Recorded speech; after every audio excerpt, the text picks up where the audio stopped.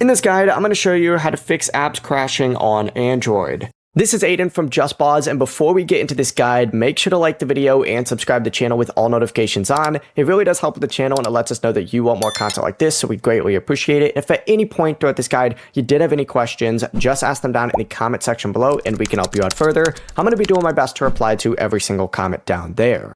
First things first, you need to open up the Google Play Store and search for whatever app is crashing for you. In this case, let's go ahead and say it is Telegram, right? So let's just go ahead and search for that. And then of course, what you're going to want to do is select it. And if there's an update available, go ahead and install the latest version and reopen up that app to see if it fixes your issue.